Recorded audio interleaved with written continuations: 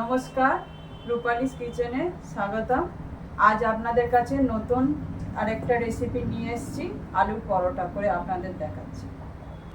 প্রথমে আমি আলুগুলো কেটে সেদ্ধ বসিয়ে দিয়েছি। এরপরে আমি ফার্স্ট আটা মাখবো। আটা এবং ময়দা আমি মিক্সড করে মাখবো। ফার্স্ট আটা দিয়েছি, এরপরে আমি ময়দা কিছুটা মেশাবো। ব্যাস, অল্প করেই দিলাম। এবার এরপরে দুটো আটা ময়দা মিক্সড করে নিলাম। মিক্স করার পর কিছুটা প্রথমে নুন দেবো। নুনটা ভালো করে মিশিয়ে নিচ্ছি আটা ময়দাটার সাথে। এরপরে আমি এর সাথে একটু সাদা তেল মিক্স করব।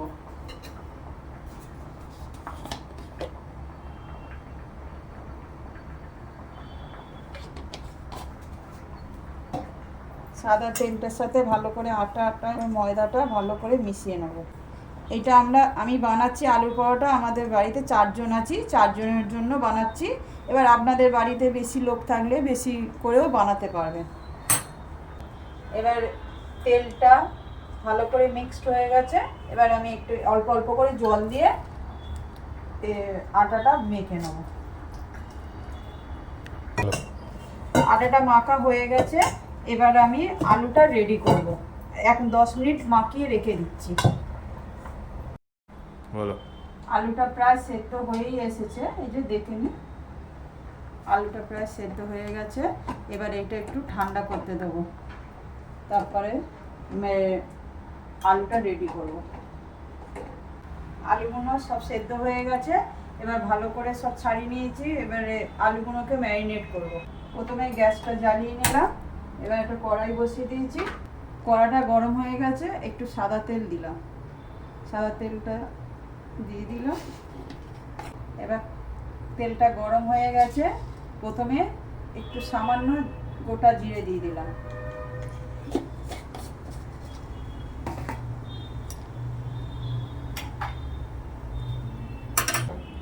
আলুটা ম্যারিনেট করার জন্য একটা বড় সাইজে পেঁয়াজ কুচি করে নিয়েছি, দুটো কাঁচা লঙ্কা কুচো করে নিয়েছি, একটু ধনে পাতা আর একটু ভাজা মশলা। এই ভাজা মশলার মধ্যে একটু জিরে, মৌরি, ধনে আর একটু শুকনো লঙ্কা আছে, আর একটু নুন। পেঁয়াজগুলো দিয়ে দেবো।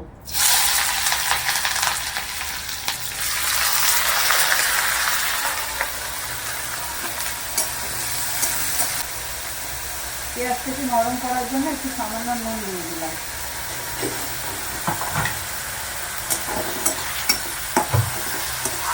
পেঁয়াজটা ভালো করে আগে একটু ভাজা ভাজা করে নেবো, তারপরে বাদ বাকি উপকরণগুলো দেবো।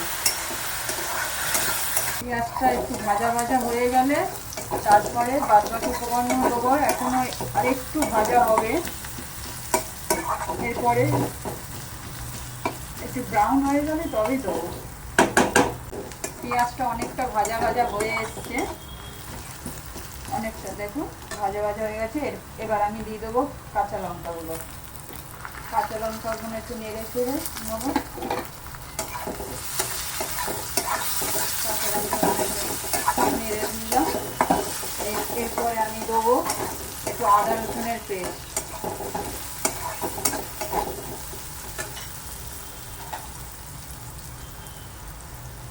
অল্প করে আদা রসুনের পেস্ট দিচ্ছি, বেশি দেবো না।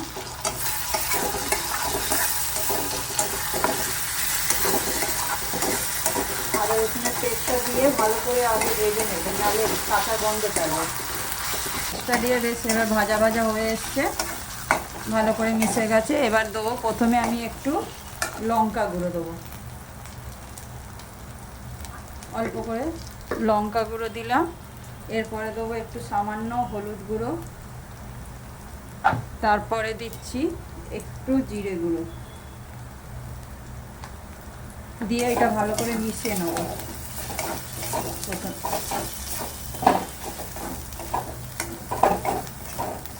ভালো করে মিশে গেছে। এবারে সেদ্ধ আলুগুলো দিয়ে দেবো এর মধ্যে।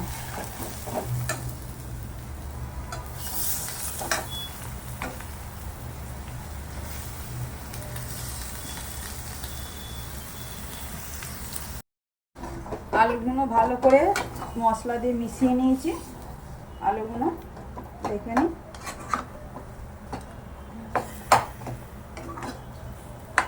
এরকম করে ভালো করে মিশিয়ে নেবে। এরপরে প্রথমে আমি একটু নুন দিয়েছিলাম, আর একটুখানি সামান্য নুন দেবো।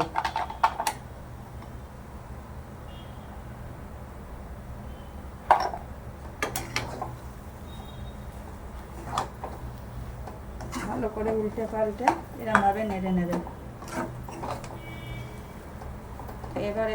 এরপরে আমি এবার ভাজা মশলা দেবো।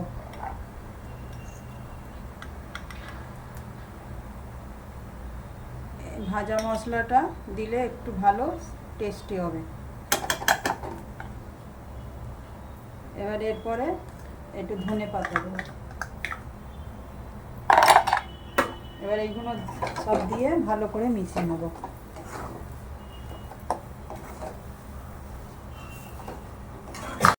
আলুর পেস্টটা পুরো রেডি হয়েই গেছে। এবার এটা ঠান্ডা করতে দেবো। ঠান্ডা হয়ে গেলে তারপরে পরোটা করতে তৈরি করব।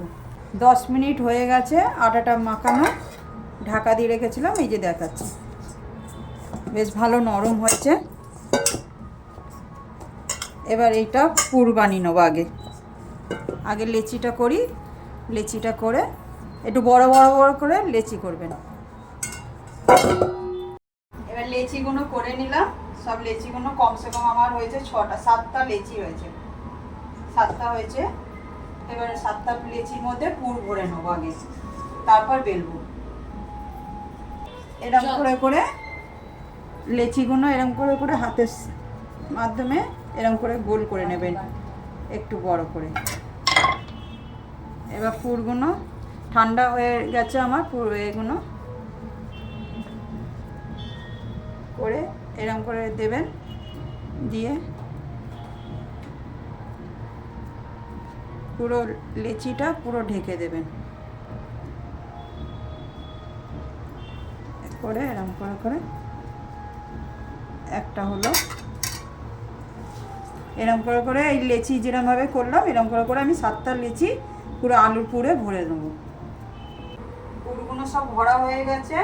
এবার আমি তেল দিয়ে, সাদা তেল দিয়ে বেলে নেবো সব গোল গোল করে। এরকম করে গোল গোল করে বেলে নিলাম। আগে একটা ভেজে আমি আপনাদের দেখিয়ে দিই।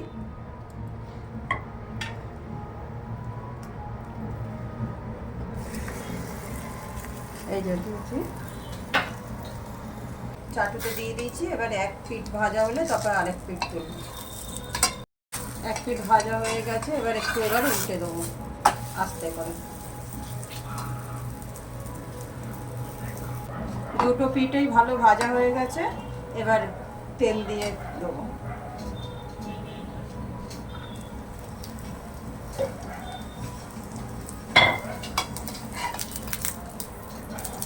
একটু এক পিঠে উল্টে দেবে। এরকম করে এপিট ওপিট করে ভালো করে ভেজে নেবেন। আমি একটু মোটা মোটা করেছি, পারলে আর একটু বড়ও করতে পারেন আপনারা।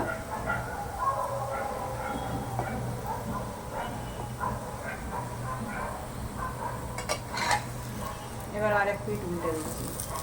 দেখেছেন কি সুন্দর ভাজা হয়েছে। এরকম হালকা লাল লাল করে ভাজবেন। এবার ভালো করেই ভাজা হয়ে গেছে। আরেক পিঠ উল্টে দিলাম,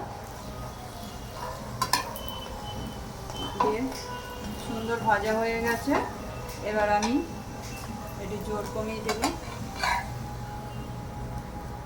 এবার এক এক করে আমি সব কটা লেচি ভেজে নেব। এক এক করে সব ভাজা হয়ে এসছে। এটা লাস্ট। এটা ভাজা হয়ে গেলে তারপর আমি খেয়ে দেখাচ্ছি কেরম হয়েছে। এক এক করে সব আমার ভাজা হয়ে গেছে। দেখে নিন, সব কটা ভেজে নিয়েছি। এইবারে দেখাবো। এক এক করে আমি সব কটা পরোটা ভেজে নিয়েছি, আলুর পরোটা। এবার আমি খেয়ে দেখাচ্ছি কিরকম হয়েছে। তারপর আপনারাও ঘরে বানিয়ে দেখবেন কিরকম লাগছে খেতে। একটু আমি খেয়ে আপনাদের দেখাচ্ছি কিরকম লাগছে, আপনারাও একটু খেয়ে দেখবেন। আমার তো খুবই ভালো লাগছে, আপনারাও খেয়ে দেখবেন বা ঘরে বানিয়ে দেখবেন। যদি খুব ভালো লাগে আমাকে কমেন্ট করে জানাবেন এবং সাবস্ক্রাইব করবেন, লাইক করবেন প্লিজ।